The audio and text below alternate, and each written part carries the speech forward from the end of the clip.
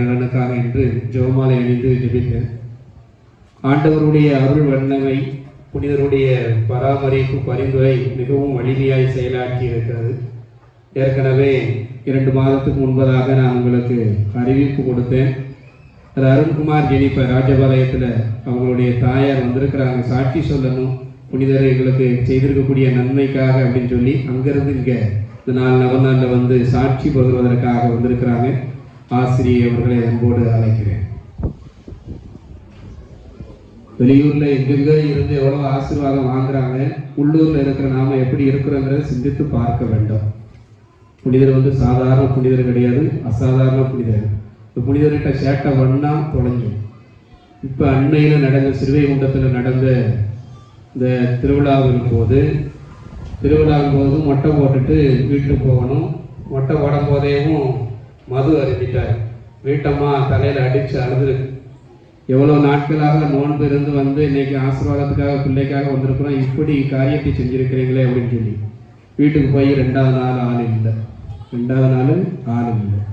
சந்தியாப்பட்டு என்ன செய்யக்கூடாது, யாரும் விளையாடக்கூடாது. அவ்வளவு வல்லமை உடையவர். அதில் இங்கே இருக்கக்கூடியவர் அதே ஒரு வல்லமை உடையவர். கோயிலுக்குள்ளே வந்தாலே அந்த ஒரு புல்லரிப்பு தன்னை அறியாமலே வரும். அடிக்கடி நான் சொல்லிக்கிட்டே இருக்கிறேன். அந்த அளவிற்கு வல்லமை உள்ளவராக இருக்கிறார். அவர் ஆட்டியிருக்கக்கூடிய அந்த புதுமையை இப்பொழுது ஆசிரியர்கள் சான்று வருவார்.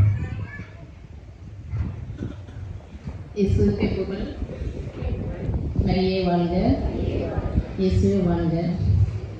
நான் மேலக்குளம் பங்குலேருந்து வந்திருக்கேன். நான் டீச்சராக இருக்கேன். எங்கள் வீட்டுக்காரர் பேர் சந்தியாது தான். எனக்கு 3 பெண் பிள்ளைங்க. மூத்த பொண்ணை தான் இப்போ கட்டி கொடுத்துருக்கேன் ராஜபாளையத்தில். 5 வருஷமாக குழந்தையே இல்லை. நான் எவ்வளவோ காலையில் ப்ரே பண்ணும்போதும் அழுவேன்.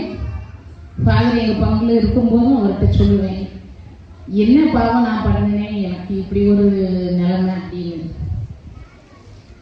அது வந்து திருப்பி ஃபாதர் இங்கே ட்ரான்ஸ்ஃபர் ஆகிட்டாங்க. அதுக்கப்புறமும் பேசும்போதெல்லாம் எனக்கு சொல்லும்போது அழுகையாக தான் வரும். 5 வருஷமாக நான் குழந்தை இல்லையே அப்படின்னு. நான் ஃபாதர் சொன்னாங்க, நான் 10 நாள் பூசையில் வைக்கேன், கண்டிப்பாக உங்களுக்கு குழந்தை பாக்கியம் கிடைக்கும், நீங்கள் நம்பிக்கையோடு இருங்க டீச்சர் அப்படின்னு சொன்னாங்க.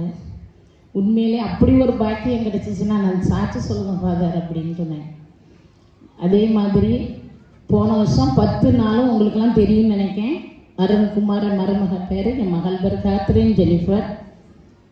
நல்லா ப்ரே பண்ணியிருக்கீங்க எல்லாரும், ஃபாதரும் ப்ரே பண்ணியிருக்காங்க.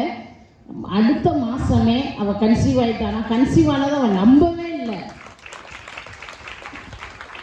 கார்டு போட்டு பார்த்ததில்ல, கன்சீவ் ஆகிருந்ததை அவள் நம்பவே இல்லை. அதான் நான் சொன்னேன், இதில் 10 நாள் உனக்கு பூசை வச்சுருக்காங்க ஃபாதர், அதனால் கடவுள் கட்டாயம் கொடுத்துருப்பாரு, கொடுத்ததை என்றைக்குமே அவர் எடுக்க மாட்டார், அதனால் நீ பயப்படாமல் இருக்கணும். 10 மாதமும் அவள் அந்த வயிற்றில் இருக்கும்போது ரொம்ப கவனமாக இருந்தேன். இப்போ குழந்தை பிறந்து 4 மாதம் ஆயிடுச்சு. நல்ல பிள்ளையா ஆரோக்கியமாக இருக்குது. சிவபுரத்த சந்தியாகவருக்கு கோடான கோடி நன்றி செலுத்துகிறேன். என்னுடைய சிறு அன்பளிப்பாக இது ஃபாதர் தக்கம்.